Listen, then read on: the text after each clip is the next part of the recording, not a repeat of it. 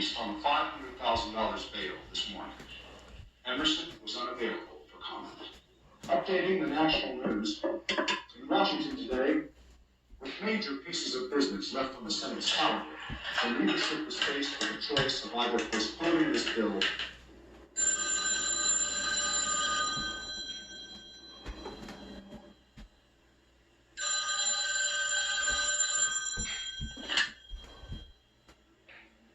Hello? I don't know how it is there in Atlanta. Here in Willow Springs, sun's shining, children are playing in the creek, and honest folk are getting ready to go to work. Sometimes I wish I was an orphan.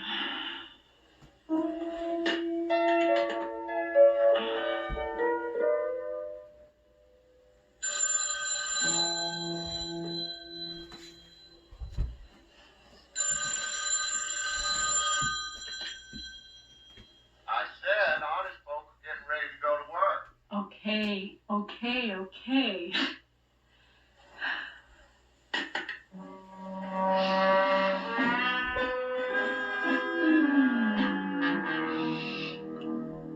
So, ladies and gentlemen of the jury, the people's evidence has overwhelmingly shown that this defendant also had a motive to kill the decedent and had full access to his warehouse. These facts, beyond a reasonable doubt, compel you to deliver a verdict of guilty of murder in the first degree. Thank you. Thank you. Mr. Matlock. Members of the jury, I know we'd all like to get out of here and go someplace where the air conditioning actually works, so I'm going to be brief. Now, I've got to be fair and recognize, as do you, that the prosecution has collected a lot of circumstantial evidence. But the problem is, it is all circumstantial.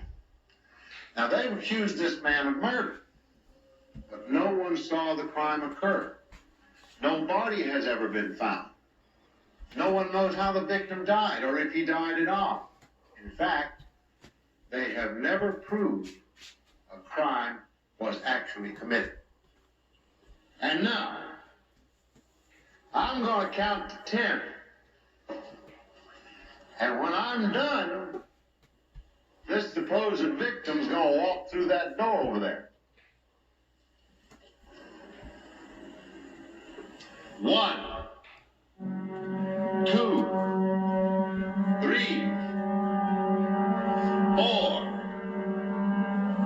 5, 6, 7, 8, 9, 10.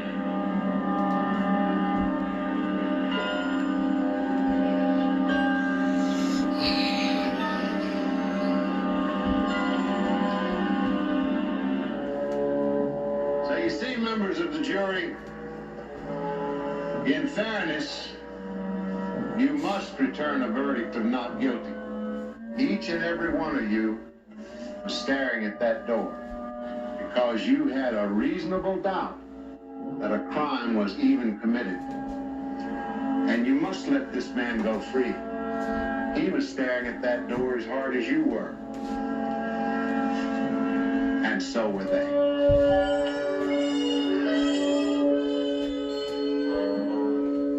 Your Honor, the law is quite clear on the tenant's rights, and I respectfully ask you to order the landlord to return my client's security deposit in the amount of $750. Thank you, counsel. If there's nothing further, I will take the matter under submission. We'll receive his decision by mail in a couple of weeks. I'll let you know. I'll tell you the thing about Clarence. When you left his stand, you knew you'd gotten a shoe shine. I mean, the man was an artist. Yep, they don't make him like him anymore now. And I, for one, am gonna miss it. Hi. Hi. Morning. Morning, Hey, Bert. Bert. Yeah. How'd it go? I got an acquittal. Jury wasn't out long. Well, Justice Swift this morning. Let me ask you something. What? Did it ever occur to you that we could be the best father and daughter team to try a criminal case here in Atlanta? No, it didn't. Hi, Phil. Hi, Charlene. Which is my way of saying I think that I'm ready for a little more challenging litigation. Charlene, you've only been out of law school 1 year. 2. What? Hi, John. And where am I going to get better on-the-job training than with you, Dad? Hey, Wayne, you are looking good. Who are all these fellas? Lawyers?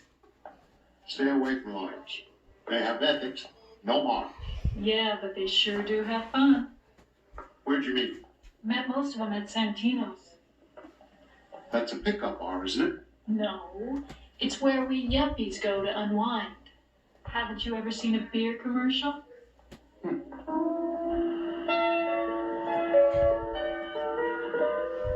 Bob, how's that new car running? Running good, Ben. Good looking car. Ain't way too much for it. Harvey Ravenel's looking for you, Ben. What's an important lawyer like Harvey Ravenel want with the likes of me? Morning, Hazel. Hi. Phone messages are on your desk. Charlene's lunch date has been canceled. Mr. and Mrs. Pearson are in your office, and you forgot to file your tax form. Damn. I filed it for you. Hazel, sometimes let you and me get married. Get a new suit now. Think about it. I'm sorry to keep you folks waiting. Charlene, this is Mark and Betty Pearson. Mark has the milk out over at Willow Springs. This is my associate and my daughter. What can I do for you? Old man Cornell says my dog bit him. Says he's gonna sue us in court. Is that a fact? Well, we've got 4 lines of defense. 1, my dog doesn't bark. 2, my dog was tied up at the time. 3, I don't think you really got bit. 4, I don't have a dog. My dog don't bite. Yes, ma'am. Really? I'll be right with him. If you'll just go with my associate here, she'll draft a strongly worded letter to disabuse Mr. Cornell of this fruitless litigation. Is it gonna be expensive? Well, her time is not as dear as mine. So it's going to cost you $15. That's 10 for the letter and 5 for a leash for your dog. And then I am taking you out to lunch so we can discuss our future. I plan on being unavailable. Harvey! Sorry to drop in on you like this, Ben. Oh, it's a real honor you're coming all the way down from your penthouse. I'm Ben Matlock. Steve Emerson. Oh, I know. My mother's going to be green when she hears I met you. Ben, our firm represents Steve's network in the state, but as you probably know, Steve here needs a top defense attorney. It's all anybody can talk about down at the courthouse this morning. Sit down, Mr. Emerson. Know any of the details, Ben? A friend of mine in the DA's office told me about it. Help sell peanuts. I got them in barter from a client down in Plains. It's not who you think. Look, Harvey, with all due respect to Mr. Matlock, I have some very close friends in New York, and they're excellent defense attorneys. I wouldn't do that if I were you. Why is that? Well, let me explain some of your problems. First off, you got the disposition of the jury to consider.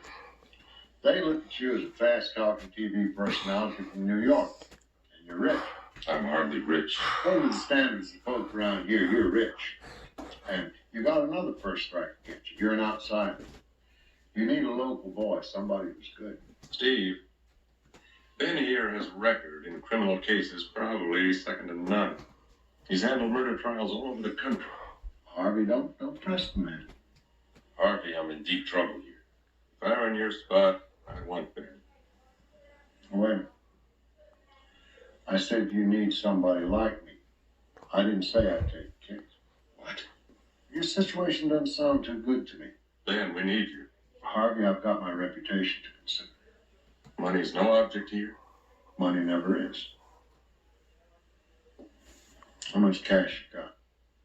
About 50,000. Any bonds, securities? Another 50.